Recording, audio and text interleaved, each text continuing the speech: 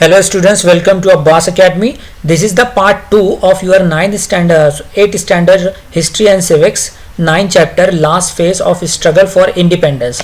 So basically इस chapter में तीन main चीज़ है, Quit India movement, then underground movement and the last one is the Indian National Army. So quit India movement मैंने part 1 में cover कर चुका हूँ. अगर आपने पार्ट 1 नहीं देखा है तो इस वीडियो के एंड होते ही आपको पार्ट 1 नजर आएगा, उस पर आप क्लिक करके देख सकते हो. तो पार्ट 1 में मैंने ये बताया कि quit India movement like Bharat छोड़ो आंदोलन उस वक्त क्योंकि second world war broke out हो चुका था, स्टार्ट हो चुका था और अंग्रेज चाहते थे कि इंडियंस अंग्रेजों का हेल्प करे सेकेंड वर्ल्ड वॉर में.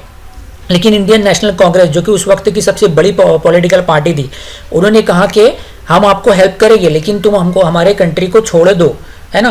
तो उसी वक्त ब्रिटिश के प्राइम मिनिस्टर विंस्टन चर्चिल ने उनके ऑफिसर्स सर स्टैफर्ड क्रिप्स को भेजा, लेकिन उन्होंने ऐसी कोई चीज़ नहीं दी कि भारत को वो छोड़ दे गया after the end of the war जंग खत्म होने के बाद.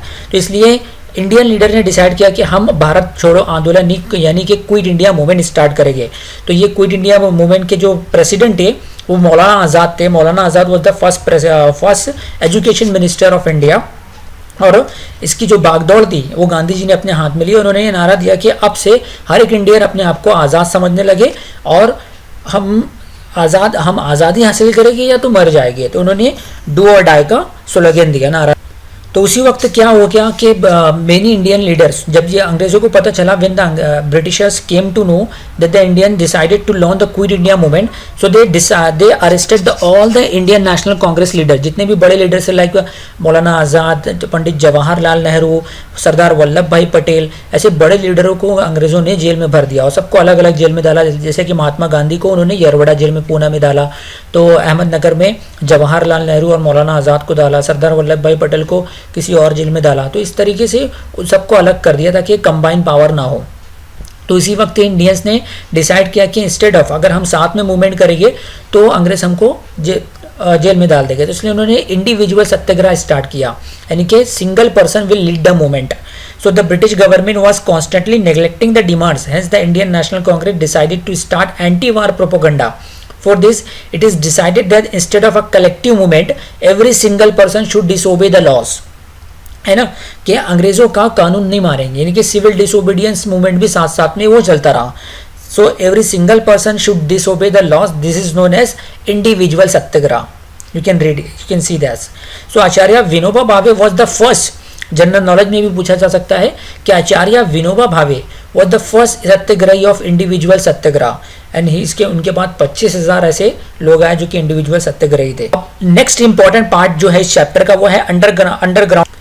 तो underground movement is led by the leadership of this movement, क्योंकि जो मेन लीडर्स थे इंडियन नेशनल कांग्रेस के, मतलब जो हमारे फ्रीडम फाइटर थे, तो वो सब जेल में बंद थे. तो उस वक्त इन्होंने like socialist leader, socialist activist like Jayaprakash Narayan, इनका फोटो है, जयप्रकाश नारायण जी है ये, डॉक्टर राम मनोहर लोहिया, जो कि आज़ादी के बाद 1970 में जब कांग्रेस गवर्नमेंट ने इमरजेंसी इम्पोज की, उनके बाद जयप्रकाश नारायण वगैरह ने मिलकर जनता पार्टी बनाई, राम मनोहर लोहिया. तो इन्होंने आज़ादी की बागडोर संभाली और इन्होंने क्या कहा कि अगर इन्होंने बहुत चालाकी से काम लिया कि अगर इन्होंने सोचा कि अगर हम आंदोलन करेंगे तो ये भी हमको जेल में उठा के बंद कर देंगे, राइट. तो इन्होंने क्या किया कि जो ब्रिटिश गवर्नमेंट का कम्युनिकेशन नेटवर्क था लाइक ट्रांसपोर्ट, रेलवेज, टेलीफोन्स, तार वगैरह, तो वो उसको काट दी, राइट. उन्होंने टेलीकम्युनिकेशन जो नेटवर्क था ब्रिटिश गवर्नमेंट का उसको डिसरप्ट किया, जिसकी वजह से उनको, हमारे इंडियंस को फ़ायदा मिला. और साथ साथ में अरुणा आसिफ अली, है ना, उन्होंने भाई कोतवाल आज़ाद दस्ताने का उन्होंने अपना एक सेक्रेट उस वक्त, यानी कि आज सोचो कि आज मतलब आज 2020 में आज 5 साल 2016 से जियो इंडिया में आया है. तो इंडिया में 4G नेटवर्क तेज़ी से बढ़ रहा है, लोगों के पास इंटरनेट कनेक्शन तेज़ी से बढ़ रहा है. लेकिन पहले इंटरनेट बहुत कॉस्टली था. तो सोचो आज से 75 ईयर्स अगो, 75 से 80 साल पहले कितना बैकवर्ड होगा इंडिया. तो उस ज़माने में उन्होंने रेडियो ट्रांसमिशन नेटवर्क स्टार्ट किया, सेक्रेट रेडियो ट्रांसमिशन स्टार्ट किया. किन्होंने किया? Like in Mumbai Vitthal Javeri, Usha Mehta and her companion establish a secret transmission centre. जिसका नाम था secret transmission centre named Azad radio, तो जिसके ज़रिए वो पेट्रियाटिक सॉन्ग्स और जो फ्रीडम फाइटर जो प्लान कर रहे हैं वो लोगों तक पहुंचा देते। सो पेट्रियाटिक सॉन्ग मतलब देशभक्ति के सॉन्ग्स, देशभक्ति के गीत वगैरह बजाए जाते थे। And news of agitation in the country were broadcasted on it, क्योंकि उस ज़माने में इंटरनेट तो था नहीं, मोबाइल फ़ोन भी नहीं था, आज से 80 साल पहले सोचो टेलीफोन नहीं था, तो रेडियो के ज़रिए मतलब रेडियो पता है ना आपको, radio is a one way communication, कि अगर मैं रेडियो के ज़रिए करूँ तो आप सुन सकते हो, आप बोल नहीं सकते हो, राइट। रेडियो के ज़रिए सिर्फ लिसन मैसेज हमको रिसीव होगा, हम हमारा आउटपुट नहीं दे सकते हैं। और उसके बाद आ जाता है कि कई जगह पर इंडिया में पैरेलल गवर्नमेंट बनी, यानी पैरेलल गवर्नमेंट मतलब parallel means whenever the word parallel come, ये ज्योमेट्री का वर्ड है, तो एक जैसा, कि उस वक्त ब्रिटिश गवर्नमेंट तो थी, ब्रिटिश गवर्नमेंट एडमिनिस्ट्रेशन कर रही थी इंडिया का, लेकिन उनका मकसद क्या था, इंडिया को लूटना सिर्फ। तो इंडियंस ने पैरेलल गवर्नमेंट स्टार्ट की, बहुत सारी जगह पे इंडियन ने, फ्रीडम फाइटर ने अंग्रेज़ों को उखाड़ के, अंग्रेज़ों को हटा के खुद की गवर्नमेंट स्टार्ट की मिसाल बंगाल में मिदनापुर में, आजमगढ़ और बालिया उत्तर प्रदेश में, पूर्णिया इन बिहार में। हमारे महाराष्ट्र में in Satara district of Maharashtra Kranti Singh Nana Patil brought an end to the British government, उन्होंने ब्रिटिश गवर्नमेंट को खत्म कर दिया सतारा से, and establish the parallel government at Kundal under the leadership of Krantiagrani GD alias Bapu Lad ने तूफान सेना वाज एस्टैब्लिश, तो this it's medium collection of tax. अब जाहिर सी बात है, गवर्नमेंट का काम है तो गवर्नमेंट को पैसे भी चाहिए, तो वो टैक्सेस भी चार्ज करते थे पब्लिक से। So maintenance of law and order भी करते थे, लॉ एंड ऑर्डर मेंटेन रखते थे, पनिशमेंट टू क्रिमिनल, जो बुरे काम करते थे उनको सजा भी देते थे। Such works done by the parallel government. इसके अलावा people started accepting the verdict pass by the people's court appointed by the parallel government, तो इन्होंने अपनी एक कोड भी बनाई थी जहां पर वो वर्डिक्ट मतलब अगर कोई गलत काम करता है, जुर्म करता है, तो वो उनका केस की सुनवाई भी करते थे, मतलब एक पूरी तरीके से एक नया सिस्टम स्टार्ट कर दिया था। And opposition to money lender मतलब जो शाहूकार थे, जो किसानों को बहुत ही ज़्यादा इंटरेस्ट रेट पर पैसे उधार पे देते थे, और जब किसान नहीं वापस कर पाता था उसका असल रकम प्रिंसिपल और इंटरेस्ट, तो उनकी ज़मीन हथिया ली जाती थी। एंड प्रोहिबिशन ऑन लिकर मतलब शराब पे पाबंदी, नहीं अच्छे ही काम करते थे। स्पिरिट ऑफ लिटरेसी, पढ़ाई ज़्यादा से ज़्यादा लोग करें, पढ़ना लिखना लोगों को आए। Opposition to caste distinction, many such constructive work was done by this government. Due to it, the parallel government become a source of inspiration for the public. Now, importance of quit India movement, so जगह जगह patriotic song बढ़ते गए, क्योंकि उस ज़माने में देखिए radio के ज़रिए जगह जगह ये पूरे ऑल ओवर इंडिया में पता चल गया कि गांधी जी ने ऐसी तहरीक छेड़ी है, ऐसा आंदोलन छेड़ा है, तो more and more people participated in the quit India movement. So अंग्रेज परेशान हो गए। अब हमने इससे पहले वाली वीडियो में देखा, जो लास्ट पार्ट आ जाता है कि हमने इससे पहले वाली वीडियो में देखा कि विंस्टन चर्चिल जो उस वक्त ब्रिटिश का प्राइम मिनिस्टर था, उसने सर स्टैफोर्ड क्रिस, एक ब्रिटिश ऑफिसर को इंडिया में क्यों भेजा, क्योंकि सेकेंड वर्ल्ड वॉर के दौरान क्या था, दो ग्रुप थे, अमेरिका और जापान एक दूसरे के बहुत कट्टर दुश्मन थे। तो अब अमेरिका का जो सपोर्ट था इंग्लैंड कर रहा था, और इंग्लैंड की जो हुकूमत थी यानी British was supporting to the America, and America was the enemy of Japan. तो जापानीज आर्मी जो है ना ईस्टर्न कोस्ट पे यहाँ पर आ गई थी, इंडिया की ईस्टर्न कोस्ट पे आ गई थी। अब अंग्रेज़ों को ये डर था, क्योंकि वो अमेरिका के साइड से लड़ रहा था, अंग्रेज़ों को ये डर था कि जापान हमको हमला करके ख़त्म ना कर दे। तो that's why the British officers wanted that the Indians should support the British army, कि इंडियंस इस इंग्लैंड की तरफ से ज्वाइन हो जाए। तो उसी वक्त क्या किया, इंडियंस ने डिसाइड किया कि इंडियन नेशनल कांग्रेस ने बोला कि हम आपको सपोर्ट नहीं करेंगे, आप हमें पक्का अश्योरेंस दो कि मतलब जंग के बाद, वॉर के बाद, after the end of the second world war you must leave the country. लेकिन उन्होंने ऐसा कोई अश्योरेंस नहीं दिया, और लॉर्ड लिनलिथगो ने ऐलान कर दिया कि proclaim that the India British के साथ ज्वाइन हो गया है सेकेंड वर्ल्ड वॉर में इंग्लैंड की तरफ से। तो ये इंडियन नेशनल कांग्रेस ने तभी क्विट इंडिया मूवमेंट स्टार्ट कर दिया, ये हमने फर्स्ट वीडियो में देखा। तो उसी वक्त यहाँ पर जो ईस्टर्न कोस्ट पर इवन जो अंडमान निकोबार आइलैंड है, जापानीज आर्मी ने इस पर कब्जा कर लिया और अंग्रेज़ों को भगवा दिया यहाँ से, और इस कब्जा करके इंडियंस के हाथ में थमा दिया, यानी इंडिया के हवाले कर दिया। और यहाँ पर जो इंडियन नेशनल आर्मी थी, अब इंडियन नेशनल आर्मी के बारे में बताता हूँ मैं। इंडियन नेशनल आर्मी की जो फाउंडेड की गई, बुनियाद डाली गई, फाउंडेड बाय द रास बिहारी बोस इन 19 जबकि फर्स्ट वर्ल्ड वॉर के दौरान जब गदर मूवमेंट हुआ तो रास बिहारी बोस अमेरिका भाग गए थे, राइट, इंडिया से निकल के, क्योंकि अगर वो पकड़े जाते तो उनको भी फांसी दे दी जाती। तो उन्हें वहाँ से निकल के फिर वहाँ पर से निकल के जापान में गए। जापान की हेल्प से इंडियन नेशनल आर्मी का फाउंडेशन स्टोन रखा। आप देख सकते हो कि रास बिहारी बोस है। रास Bihari Bose was staying in Japan since 1915। जैसे मैंने बताया कि वो इंडिया से भाग के पहले अमेरिका में गए, फिर जापान में गए और वहीं सेटल हो गए। He had organise the Indian patriotic living in countries of the South East Asia and establish the organisation name Indian Independence League. Indian Independence League यानी पहले इंडियन नेशनल आर्मी का पुराना नाम क्या था, जनरल नॉलेज में पूछा तो इंडियन इंडिपेंडेंस लीग था। So in the early part of the 1942, Japan conquered the territories in Southeast Asia which were controlled by the British. So thousands of Indian soldiers and officers in the British army there fell into the hands of Japan.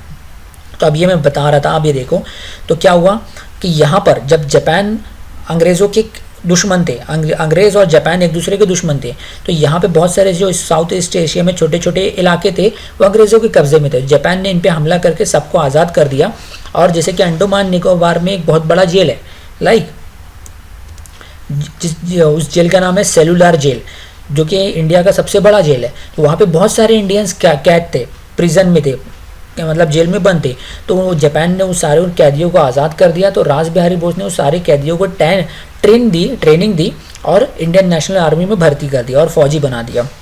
इस तरीके से उन्होंने Indian National army को बनाया और Andaman Nicobar island पे कब्जा कर लिया। इवन अराकान नाम का एक एरिया या म्यांमार में वो भी अंग्रेज़ों के हाथ में था, वो भी अंग्रेज़ों से उन्होंने छीन लिया।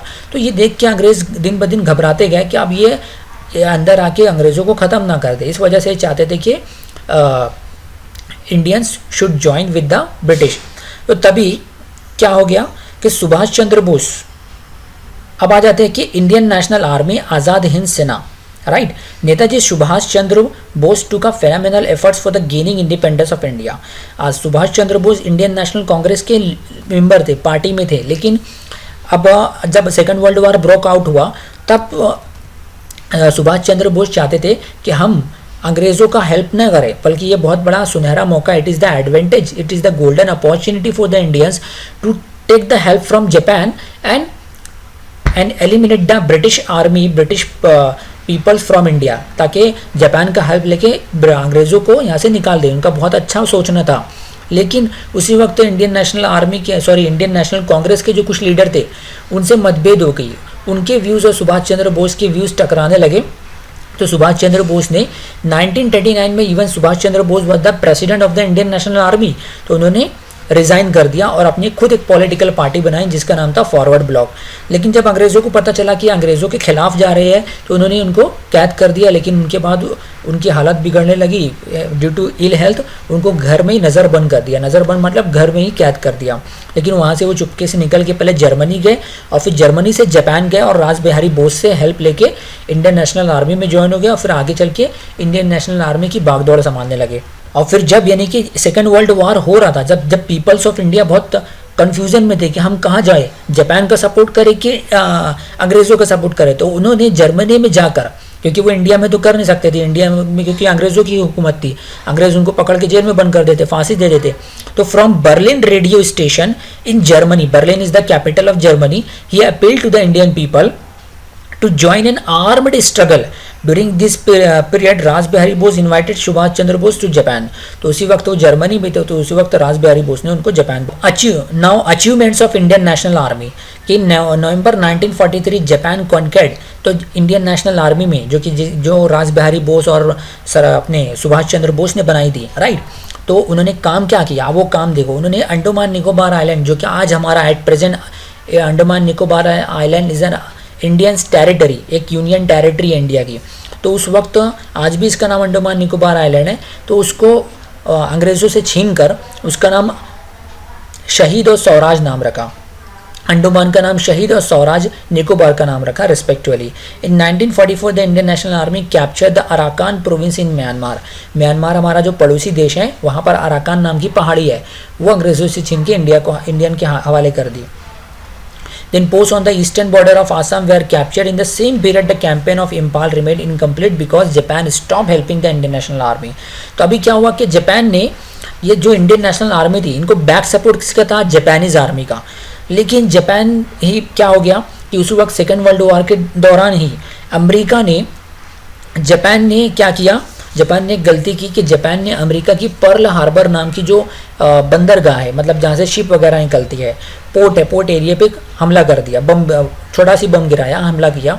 तो उसका बदला लेने के लिए to take the revenge America ने क्या किया कि जापान के दो बड़े शहर हिरोशिमा नागासाकी पर 8 अगस्त और 9 अगस्त को दोनों दिन एटॉमिक बम गिराया। दुनिया में ना उससे पहले ना उसके बाद आज तक 2020 तक एटॉमिक बम का यूज़ नहीं हुआ है एक्सेप्ट हिरोशिमा एंड नागासाकी। इस्तेमाल करने वाला आज का जो सुपर पावर बन के बैठा है अमेरिका। तो तब से अमेरिका सुपर पावर बन के बैठा है बिकॉज उसने एडवांटेज ले लिया and we are supporting that Americans were not good, Americans are making their benefits only. तो इंडियन नेशनल आर्मी भी कमज़ोर पड़ गई और ब्रिटिश गवर्नमेंट ने जो इंडियन नेशनल आर्मी के जितने भी लीडर थे लाइक तो उनको पकड़ के जेल में भर दिया। और तभी सुभाष चंद्र बोस वहाँ से निकल गए, स्केप हो गए, लेकिन वो कहाँ गए वो आज तक रहस्य है। बहुत से लोग कहते हैं कि उनका एक प्लेन एक्सीडेंट में डेथ हो गई। सो रिवॉल्ट ऑफ इंडियन नेवी, तो तभी जब इंडियन नेशनल आर्मी के जो सोल्जर थे तो उनको ब्रिटिश गवर्नमेंट ने डिसाइड किया कि अब उनको फांसी देंगे। तो जो उस वक्त इंडियन नेवी थी और एयरफोर्स थी तो उसमें इंडियन सोल्जर्स थे, उन्होंने बगावत कर दी, उन्होंने प्रोटेस्ट करा कि हम, और वो खुद अंग्रेजी हुकूमत के खिलाफ खड़े हो गए। लेटर क्या हो गया कि दोनों में फाइटिंग हुई। The Navy and Air Force soldiers with the inspiration from the Indian National Army caused a discontent against the British government. It burst out in the British warship Talwar in Mumbai on 18 February 1946. The soldiers unfurled the tricolor flag on the British warship and they raised the slogan against the British government. The British government sent army to open fire on the naval soldiers. The rebels also made counter-attack with firing. The workers and common people extended their support to the naval soldiers. Finally, with the mediation of Sardar Vallabhbhai Patel, the naval soldiers let down their arms. आखिर में सरदार वल्लभ भाई पटेल ने जो soldiers थे, Naval soldiers थे, नवल मतलब जो ship पे रहने वाले सोल्जर्स, वो अंग्रेज़ों के खिलाफ खड़े हो गए थे। तो उनमें मेडिटेशन कराया, बातचीत कराई, तो उन्होंने हथियार डाल दिया।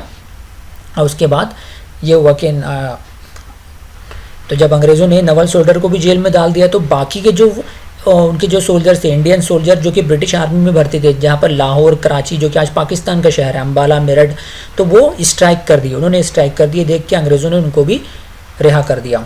तो the quit India movement, the severe discontent of Indian people against the British was express. Army, navy, air force was the backbone of the British power and they were also no opposing the British. जो कि British army जो खड़ी हुई थी, British force जो India में, British हुकूमत जो स्टैंड थी वो आर्मी, नेवी, एयर फोर्स के बैक सपोर्ट से थी। तब उन्होंने ही अपना हाथ उठा दिया। तो ब्रिटिश गवर्नमेंट ने अब ये डिसाइड किया कि अब हमारे दिन बहुत ही कम रह गए हैं इंडिया में, और उन्होंने इंडिया से निकलना स्टार्ट कर दिया। तो इस तरीके से I hope students you enjoy this video, you and understand each and every concept. तो आपको पसंद आई तो इसे ज़रूर लाइक कीजिए एंड शेयर कीजिए ताकि मोर and more students will be benefit.